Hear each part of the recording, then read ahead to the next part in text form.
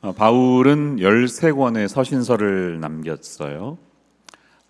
로마서, 갈라디아서, 고린도전후, 에베소서, 빌립보, 골로새 쭉 아시죠? 13권이 있습니다. 그 중에 갈라디아서는 좀 특별합니다. 왜냐하면 일반적인 다른 서신서와는 구조가 다르기 때문이에요. 일반적으로 바울 서신은 두 부분으로 나뉘어 있습니다. 편지가 믿어야 할 것, 행해야 할 것 이렇게 되어 있습니다. 조금 유식하게 말하면 라틴어로 크레덴다, 아젠다 이렇습니다. Things to believe, things to do. 그래서 전반부는 이제 가르치고 싶은 내용을 가르치고 후반부에는 그러므로 이렇게 살아야 합니다. 이렇게 하는 거죠. 로마서도 1장에서 11장까지 앞부분은 믿어야 할 것들, 12장에서 16장은 행해야 할 것들 이렇게 돼 있죠. 에베소서 1, 2, 3장은 전반부, 4, 5, 6장은 후반부, 빌립보서 1, 2장은 전반부, 3, 4장은 후반부 이런 식으로 대부분 되어 있는데 갈라디아서는 좀 달라요. 갈라디아서는 세 부분으로 나뉘어 있음을 우리가 발견합니다. 1장, 2장은 바울 자신의 이야기를 하고 있어요. 그러니까 바이오그래피라고 할 수가 있습니다. 3장, 4장은 가르치고자 하는 교리의 내용을 다루니까요. doctrine을 다룬다고 할 수가 있습니다. 그리고 5, 6장은 우리가 앞으로 살펴보게 되는데 practice, 적용을 어떻게 할 것인가 이렇게 세 부분으로 나뉘어 있는 것을 발견합니다. 특별한 것은 그의 개인적인 감정과 그의 이야기가 다른 서신서보다 많이 들어가 있다는 것이죠.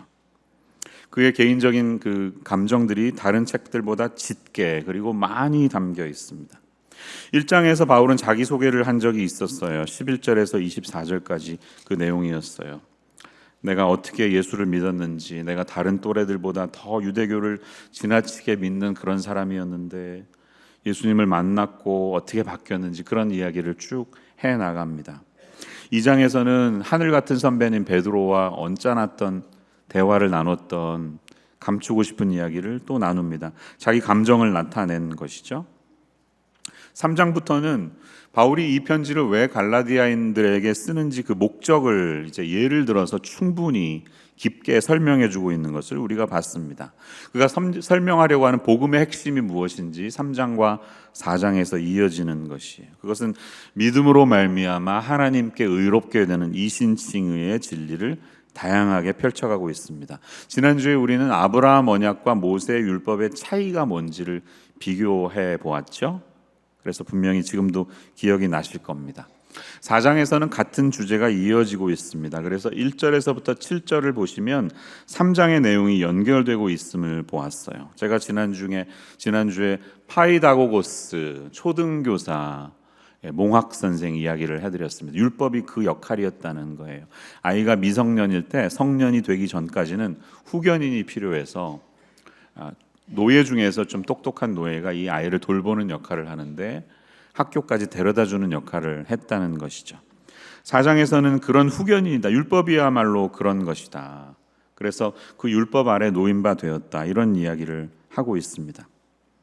근데 이제 때가 찼고 그 어린아이를 돌보는 후견인의 역할은 끝이 났다. 왜? 하나님이 예수님을 보내주셨다. 이렇게 4장 4절은 우리에게 말합니다. 때가 참에 하나님이 그 아들을 보내사 여자에게서 나게 하시고 율법 아래에 나게 하신 것은 율법 아래에 있는 자들을 속량하시고 우리로 아들의 명분을 얻게 하려 하심이라. 핵심적인 말씀을 여기서 하고 있습니다. 우리가 율법 아래에서 이제 노임바 되었고 율법으로부터 속량되었습니다. 속량이 무슨 뜻입니까?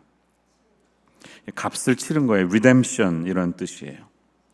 율법의 요구가 다 이루어졌다는 것이에요. 무슨 말이에요? 율법은 인간이 의롭게 되기 위해서는 하나님이 어떤 수준을 요구하시는지 우리에게 보여주는 거울이었습니다. 거울을 아침에 나오실 때 보면 허물이 보이잖아요. 머리 이렇게 옷 매무새도 만지게 되잖아요. 근데 거울 자체가 우리를 고쳐주진 못합니다. 내가 하는 거지.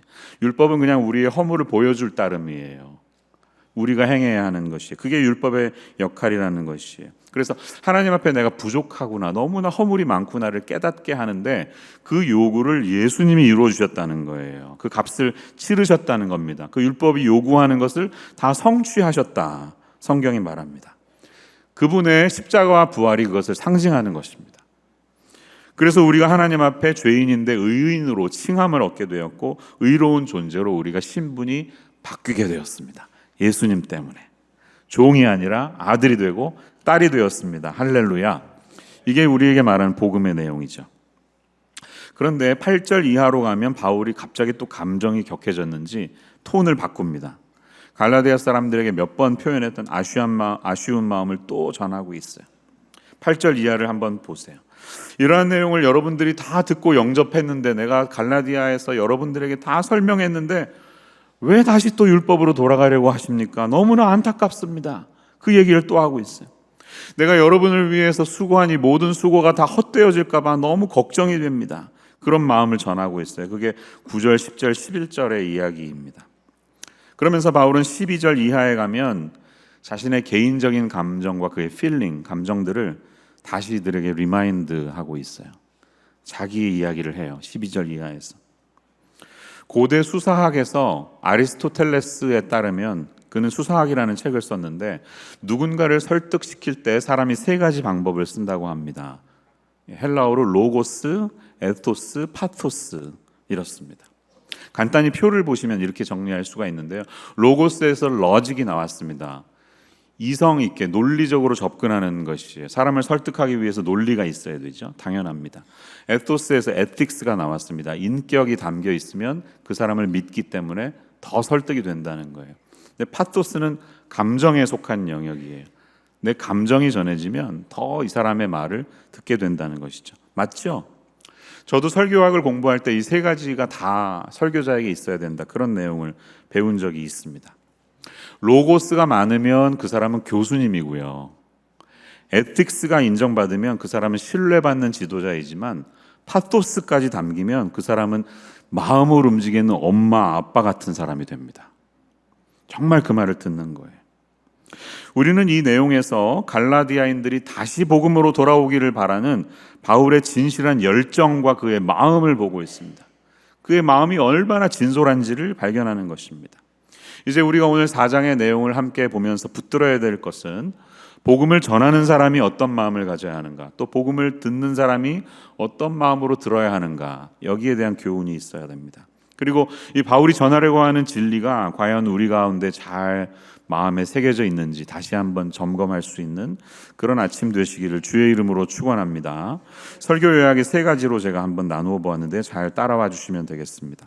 먼저 우리는 복음을 듣거나 복음을 전하는 사람이 될 때 아비와 어미의 마음, 부모의 마음을 가지고 영혼을 사랑하고 관심을 가져야 한다는 사실을 기억해야 합니다.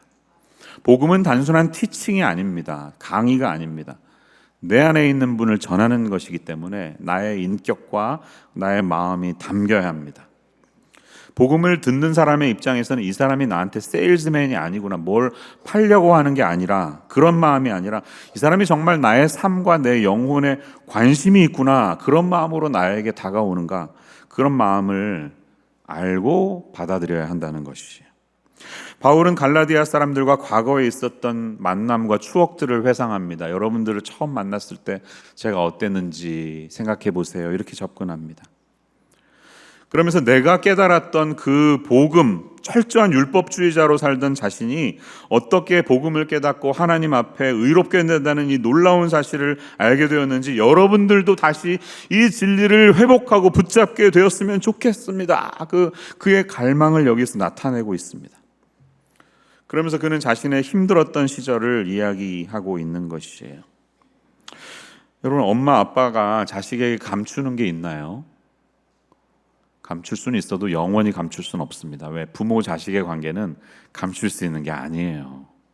다 뼛속까지 알게 되어 있습니다. 우리가 자녀들에게 감출 수 있는 게 없습니다. 결국 우리의 본심은 드러나게 되어 있습니다. 자녀 입장에서는 어떻습니까? 부모님의 있는 그대로를 다 받아들여야 합니다. 부모님이 배우지 못했다고, 돈을 많이 못 버신다고 해서 우리의 부모가 아닙니까? 그렇지 않죠.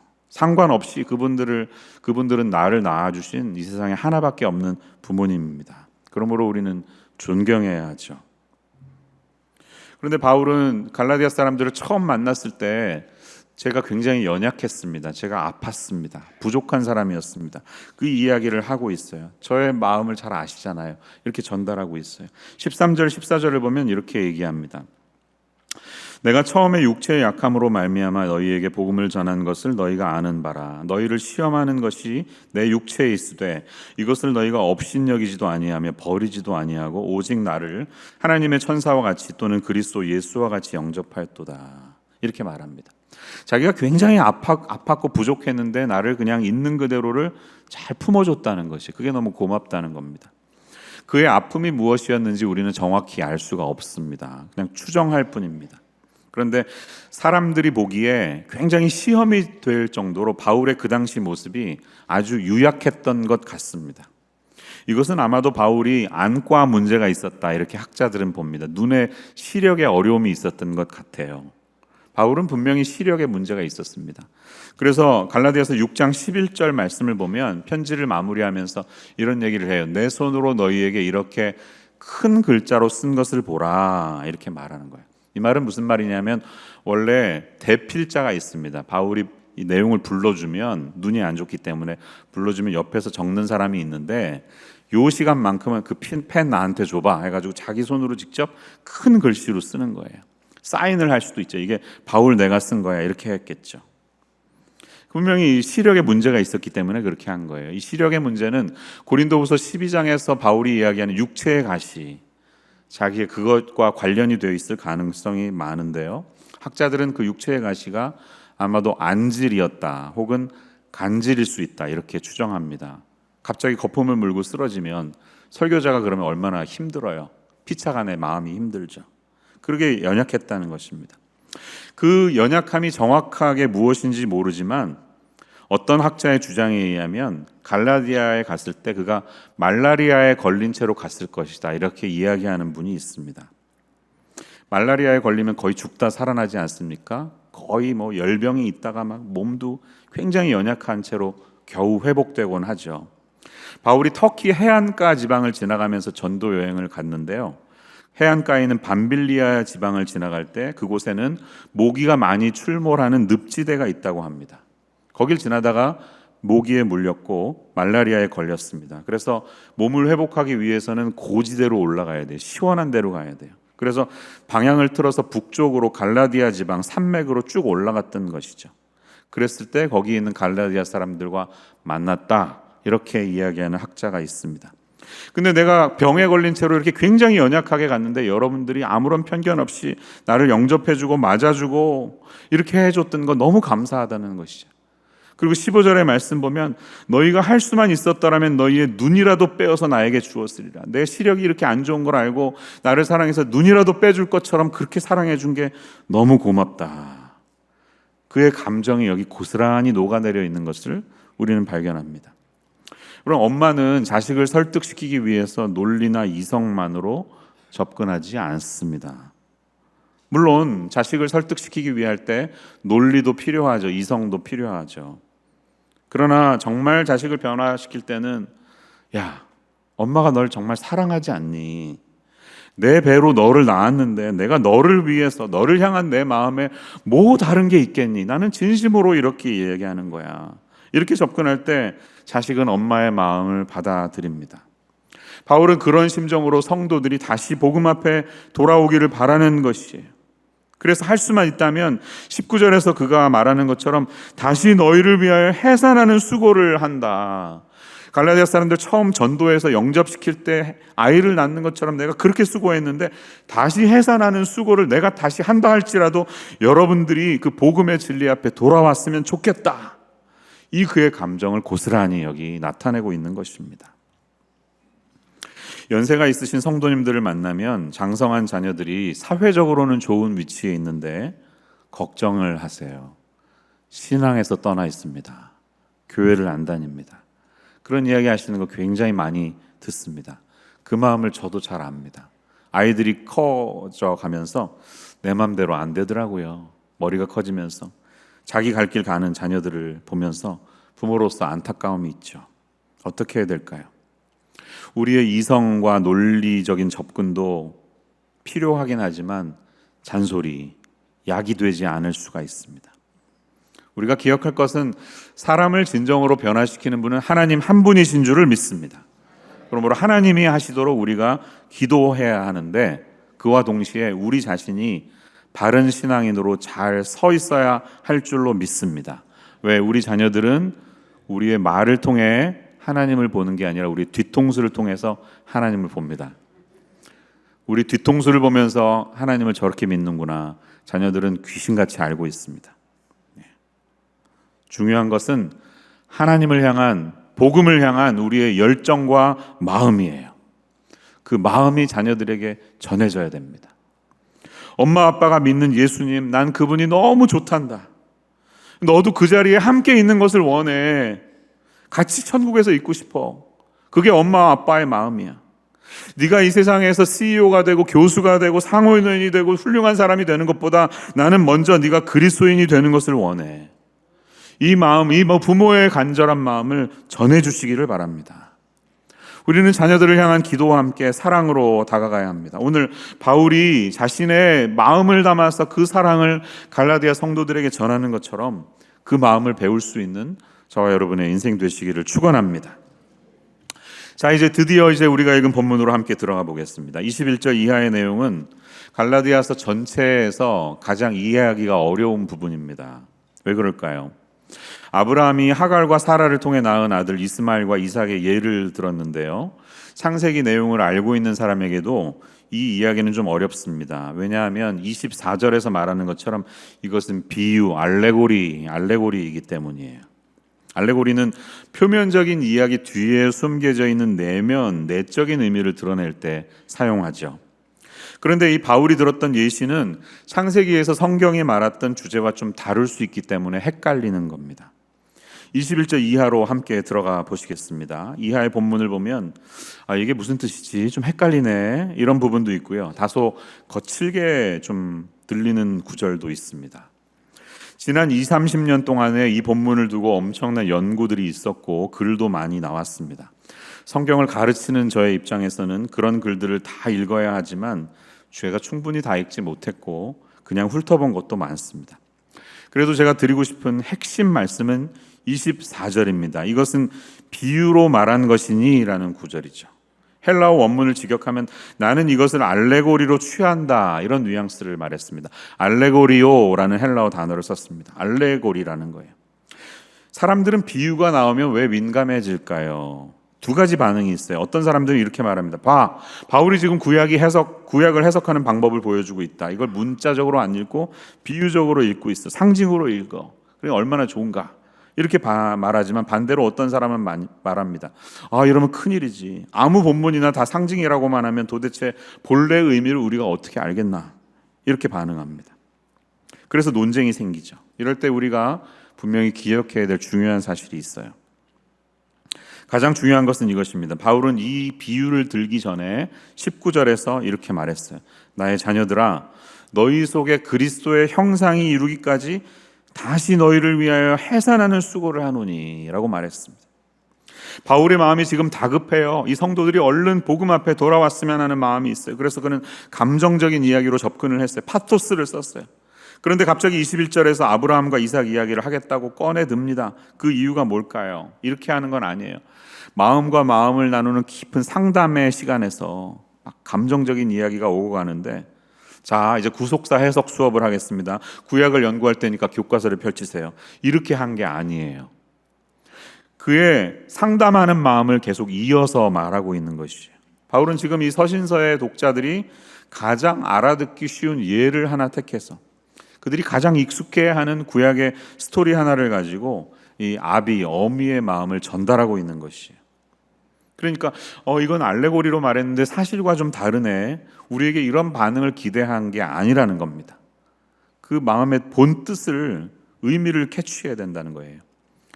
생각해보면 이스마엘과 하갈을 하나님이 완전히 버리신 게 아니죠. 예? 이삭과 사라만 택하고 나머지 버리셨다고 하지 않았습니다. 성경을 읽어보면 이스마엘의 부르짖음을 들으시고 하갈의 부르짖음을 들으시고 하나님이 응답해 주셨어요. 그들도 보호해 주시는 하나님이신 것을 나타내셨습니다. 그래서 창세기 17장에서 아브라함이 할례를 언약의 징표로 받을 때 같이 있던 이스마엘도 같이 받았어요. 이스마엘도 언약의 자손이었다는 뜻이에요. 창세기 21장 17절 18절을 보면 이제 쫓김을 받은 하갈과 이스마엘이 부르짖을 때 하나님이 말씀하시잖아요. 하갈아, 무슨 일이냐, 두려워하지 말라. 하나님이 저기 있는 아이의 소리를 들으셨나니 일어나 아이를 일으켜 내 손으로 붙들라. 그가 큰 민족을 이루게 하리라. 너로 말미암아, 이스마엘로 말미암아 큰 민족이 생길 것이다. 이렇게 약속의 말씀을 주십니다. 창세기 25장에 가보면 이스마엘의 족보가 나오는데요, 보시는 것처럼 12민족의 지도자로, 조상으로 이스마엘이 축복을 받는 내용이 나와요. 그 이후에는 물론 이삭의 족보가 나옵니다. 그러니까 이스마엘의 족속에서도 하나님의 언약에 속한 구원받는 백성이 나타난다는 것입니다. 아랍권에서도 지금은 그렇게 보이지만 앞으로 하나님을 믿는 크리스찬들이 나오게 될 줄로 우리는 믿습니다. 중요한 것은 이 알레고리를 통해서 바울이 말하려고 하는 핵심입니다.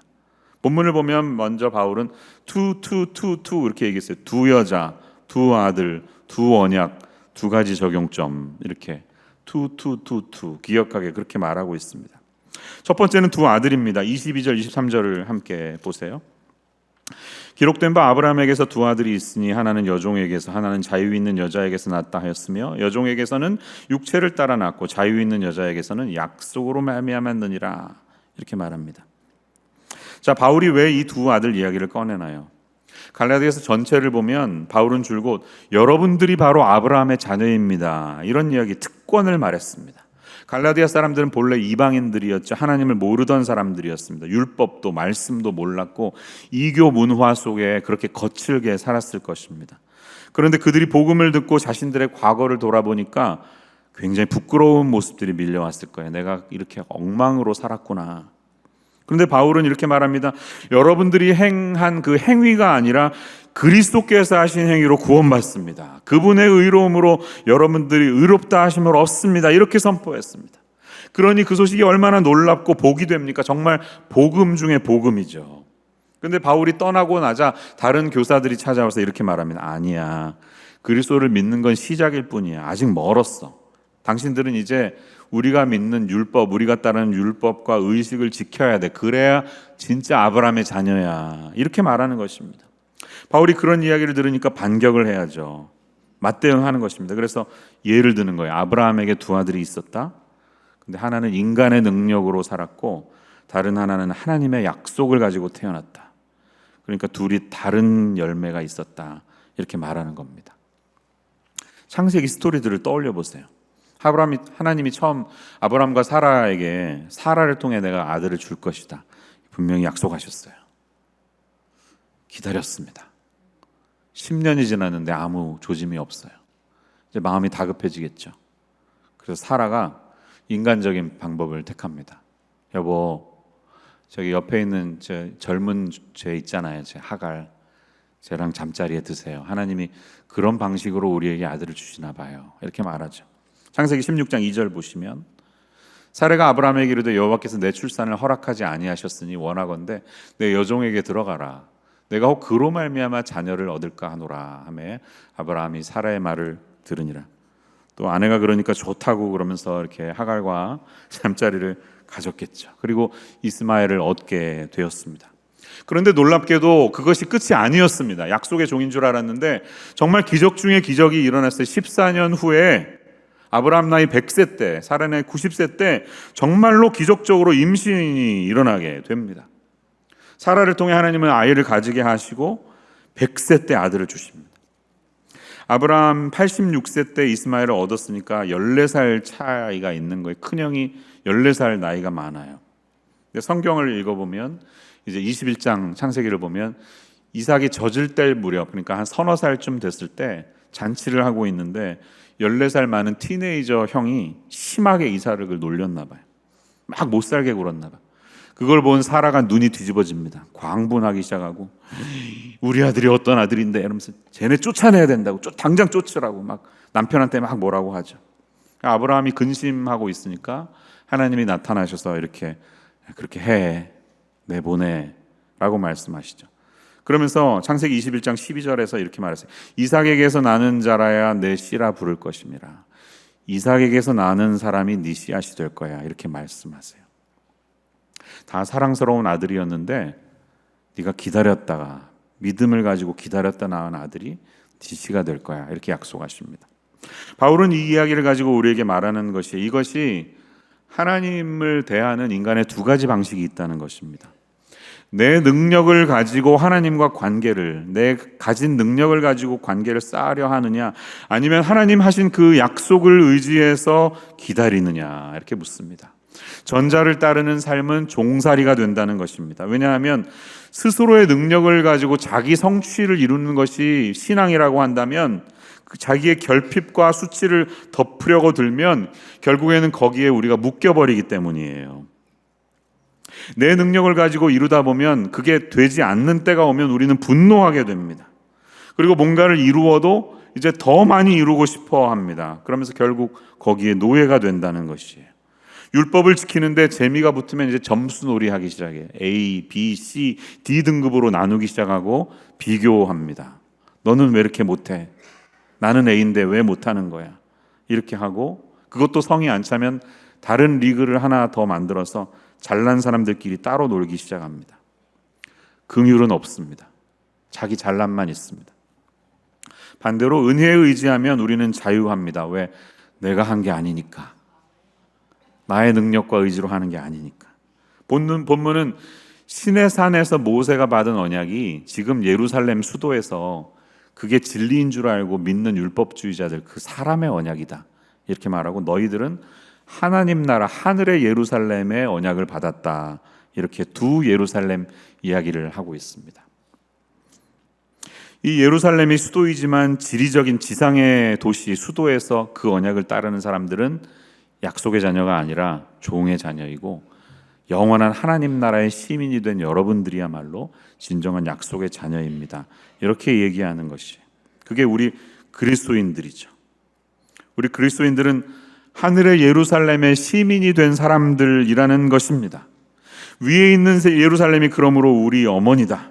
우리는 하늘나라 시민권을 가진 사람이다, 이렇게 말을 합니다.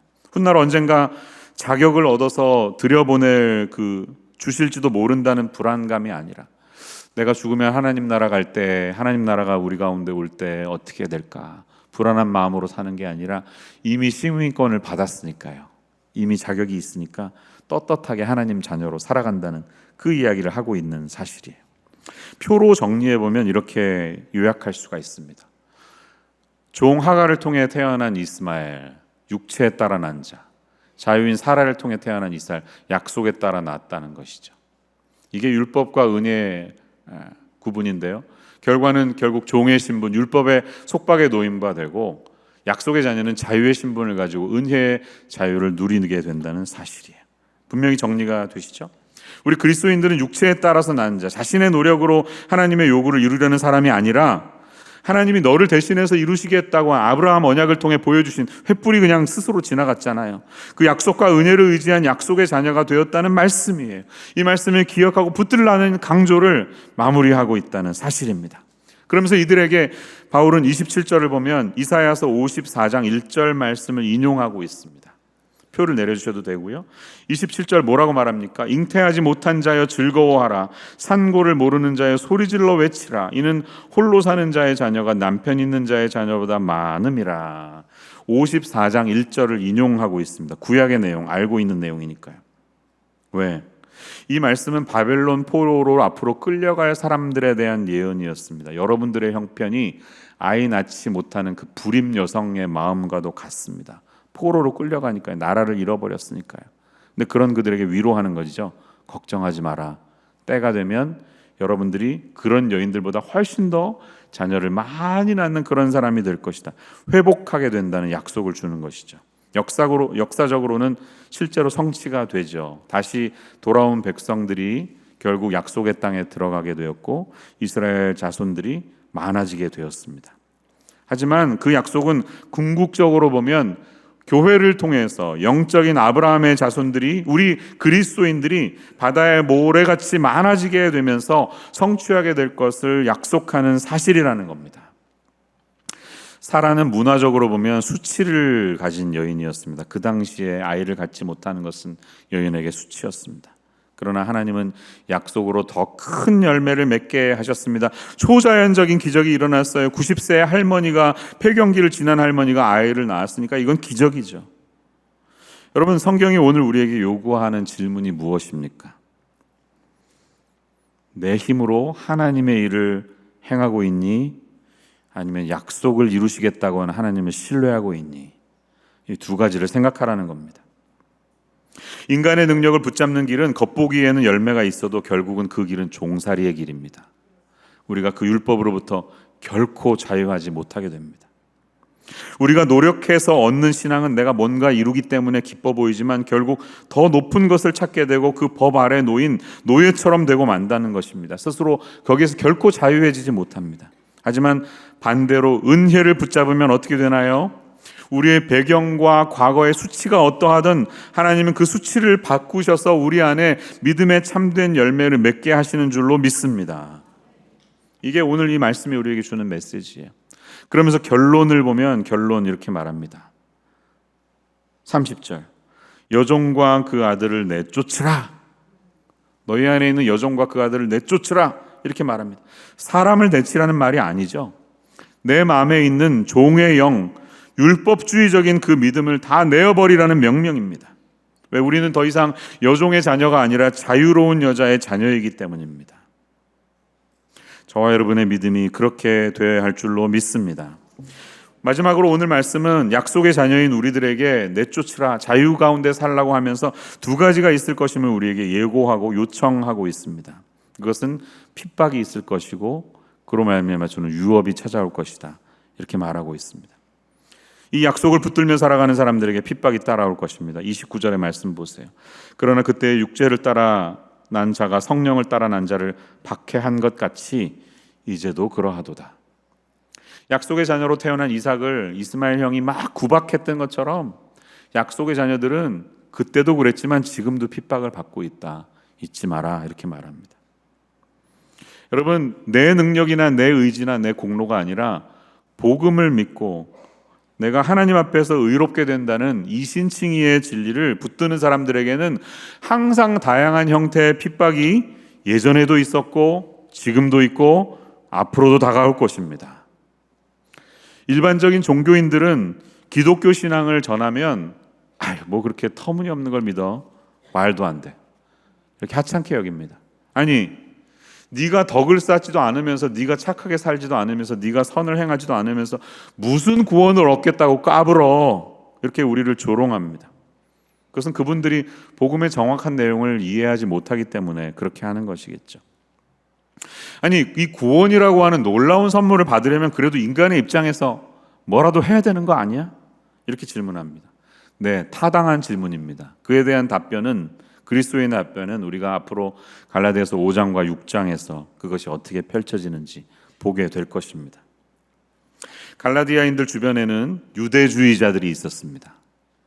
복음을 믿는 것도 중요하지만 율법을 지켜야 돼, 의식을 지켜야 돼, 절기를 따라야 돼, 그런 사람들이 있었다면 종교개혁주의자들, 마틴 루터 일에 있었던 분들에게는 카톨릭의 무시무시한 핍박이 있었습니다.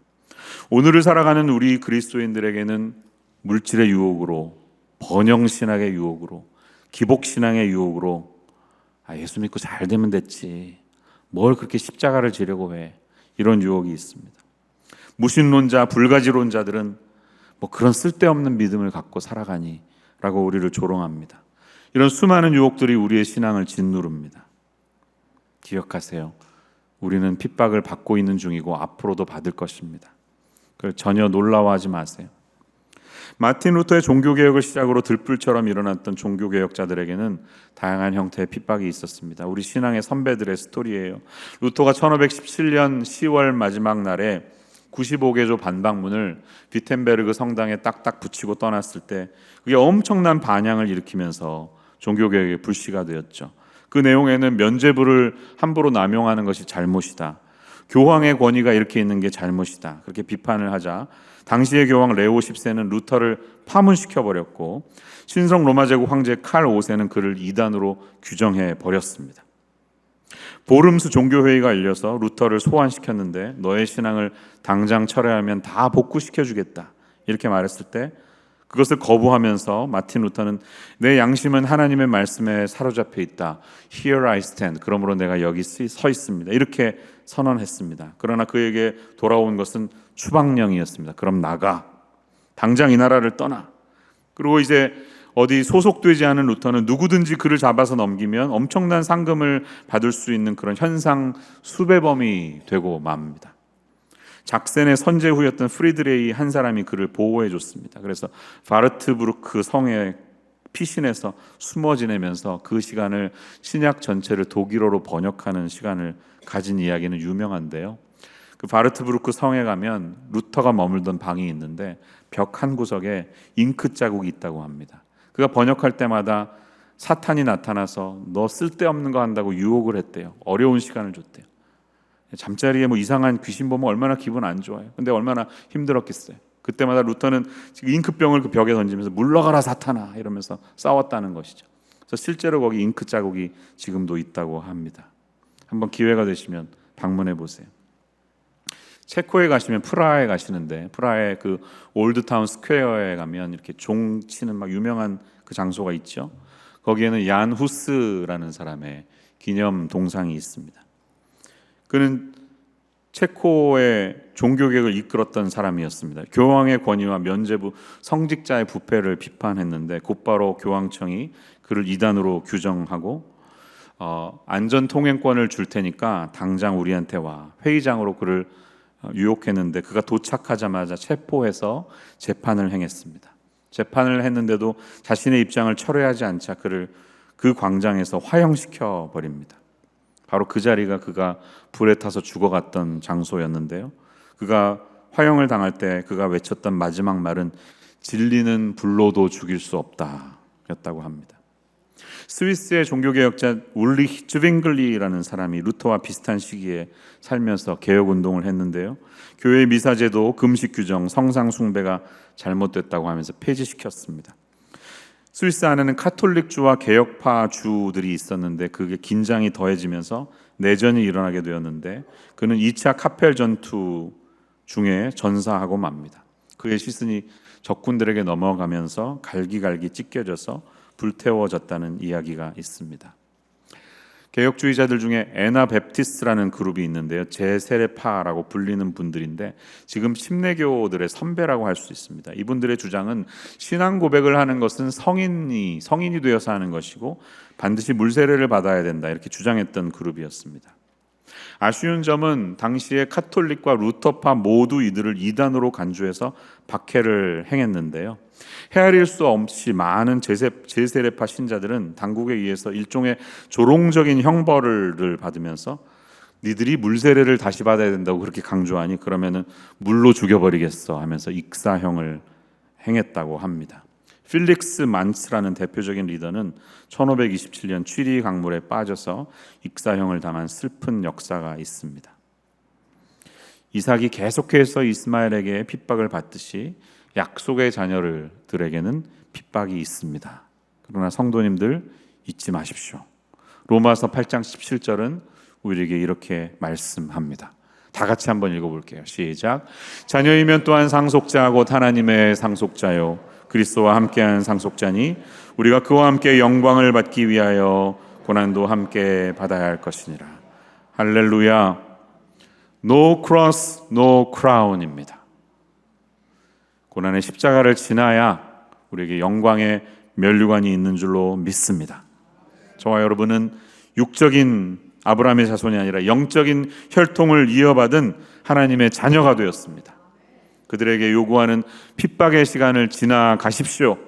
내가 자녀이기 때문에 당연히 오는 것이다 이렇게 여기시기를 바랍니다. 그리고 그런 우리들에게 유업이 있을 것이다 약속하는 이 말씀으로 주님 앞에 온전케 되는 오늘 복된 주일 되시기를 주님의 이름으로 축원합니다. 기도하겠습니다. 할렐루야. 주님의 은혜를 찬양합니다. 저희들이 인간의 노력이 아니라 그리스도께서 저희를 위해서 이루신 일을 믿음으로 말미암아 하나님 앞에 의롭게 되는 자녀됨의 권세를 얻게 되었습니다. 아브라함의 영적인 자녀가 되었고 하늘나라의 예루살렘의 시민이 되었고 이 약속의 메시지를 가지고 주님의 나라를 살아가는 주님의 시민들이 되었습니다. 그럴 때 오늘 주신 말씀이 저희에게 소망이 되게 하여 주시고 위로가 되게 하여 주시고 약속이 되는 오늘 복된 주일 되게 하여 주옵소서. 예수님의 이름으로 기도합니다.